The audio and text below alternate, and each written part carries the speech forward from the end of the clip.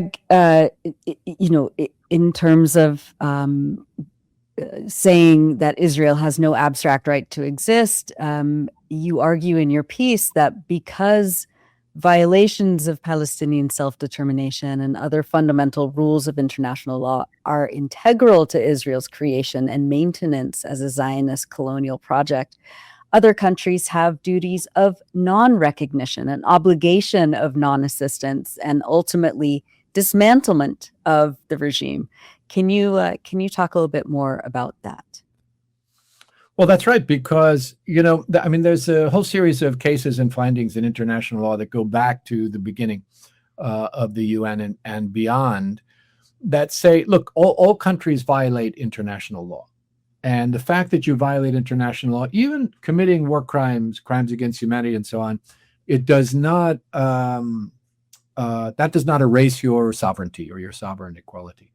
But what international law has found, and this is really mostly in connection with the South African regime in Namibia, the racist regime in Rhodesia that later became Zimbabwe, the work of the International Law Commission that adopted articles on responsibility of states for internationally wrongful acts.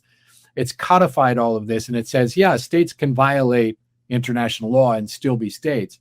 But that is not the case if those violations were the very basis, were integral to the foundation of the state.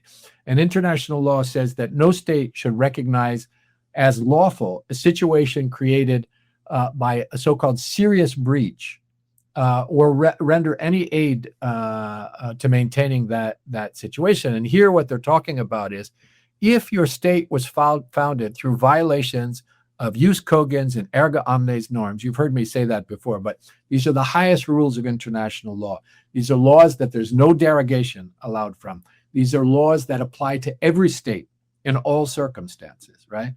If it was those kinds of violations, like the denial of self-determination, like genocide and aggression and those sort of things. So if you turn your guns on the local population, take the land from them and establish a state on their ashes, those violations of jus cogens and erga omnes norms, that's integral. There is no establishment of the state of Israel without that.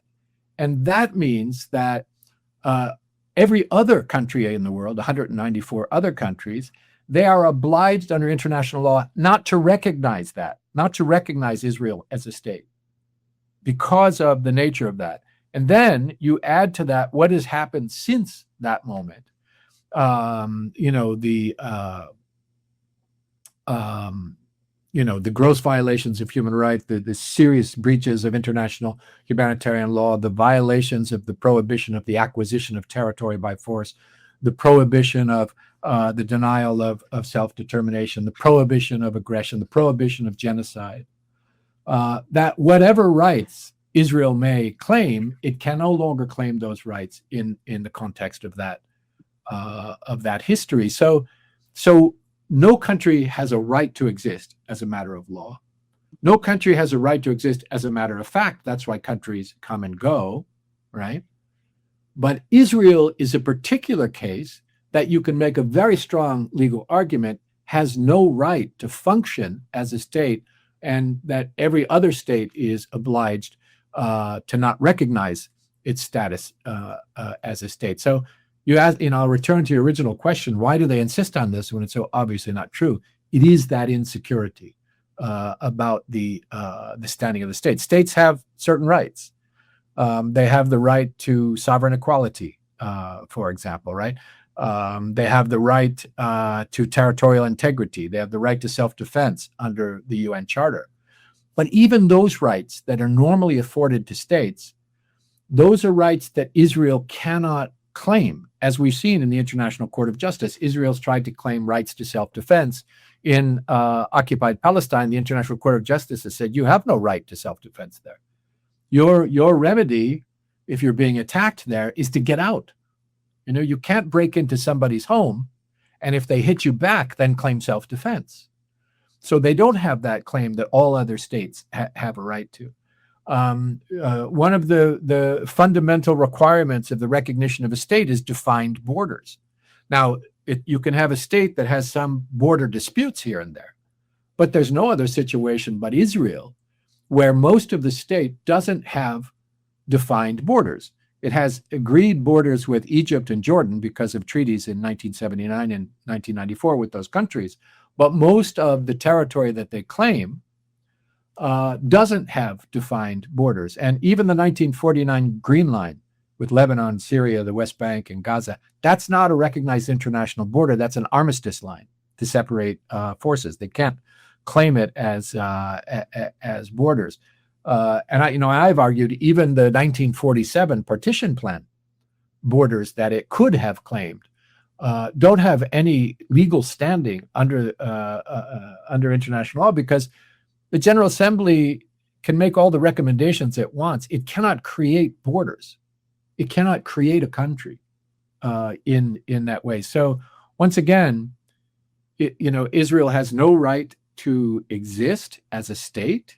One, it certainly has no right to exist as an apartheid state, as a so-called Jewish state, an ethno-nationalist state. That is in violation of the highest norms of international law itself.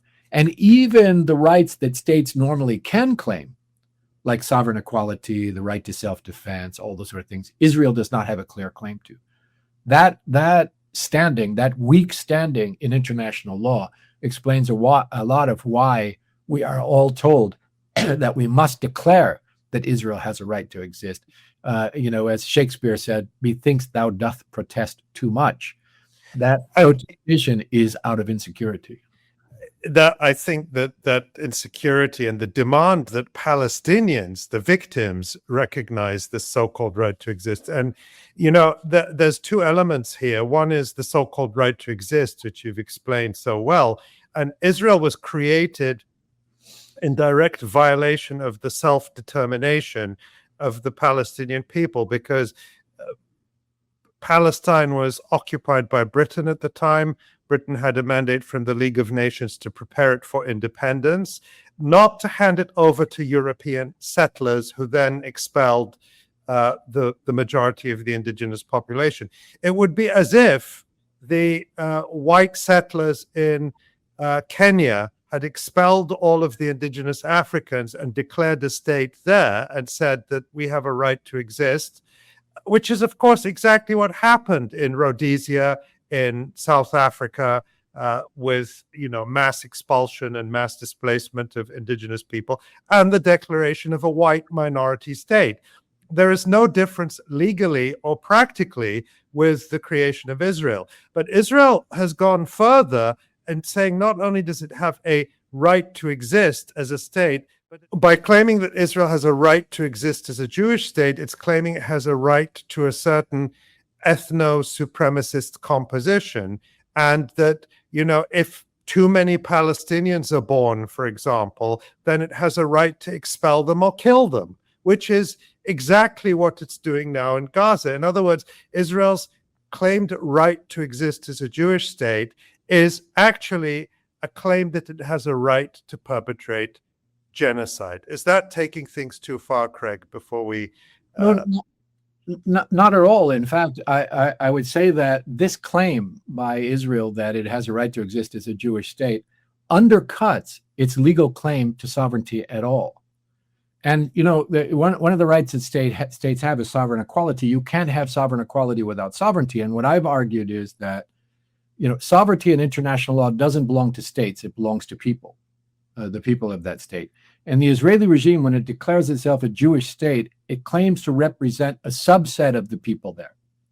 It does not, and I don't think it even wants to, claim to represent the interest of non-Jewish persons, Muslim and Christian Palestinians, who are either present on that land or who have a right to be present on international law, have a right to be a part of the polity of that territory under international law. So the ethno-nationalist state of Israel, it can claim at best to represent the 7 million Jewish constituents on the territory. It cannot claim to represent what is almost 16 million Palestinians who have a right to be a part of that polity.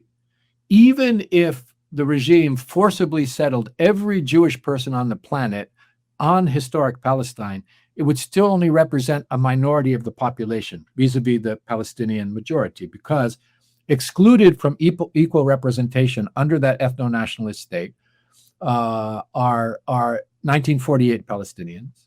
Excluded from any representation are Gaza, West Bank, and East Jerusalem Palestinians. Excluded from even the ability to return to the land where they have a right to return under international law, the diaspora Palestinians. They represent the overwhelming majority of persons who have a right to be a part of the polity of that land. So they can't claim sovereignty. So they're undercutting their own claims under international law by insisting on being a so-called Jewish state in that case. And they can't even claim governmental authority under international law. International law says explicitly, the International Covenant on Civil and Political Rights is the binding treaty that says this, to which they are a party, by the way, that the will of the people must be the basis of the authority of government. And that will has to be expressed in periodic and genuine elections by universal and equal suffrage. So Israel's government, whether Likud or Labor, doesn't have legitimate authority under international law, on that basis, because it excludes millions of the indigenous people of the land on the basis of this ethno-nationalist criteria. That's a breach of these requirements, and so they can't claim legitimate governmental authority. And of course, the International Court of Justice has already affirmed that it has no such authority over Gaza, the West Bank, or East Jerusalem. But the unequal terms imposed on Palestinians inside the Green Line and the total exclusion of those forced in diaspora make that same rule of international law applicable to the remainder of the Palestinian community as well. They can't claim sovereignty. They can't claim sovereign equality, and they can't claim legitimate governmental authority over the people who are there on that basis. So let them keep claiming this, making this apartheid claim. All they're doing is undercutting their own legitimacy and their own lawful standing under international law. And this is why they want to get rid of the ICC as a major step. And international law more broadly. Yeah, That's right. It's inconvenient. Yeah.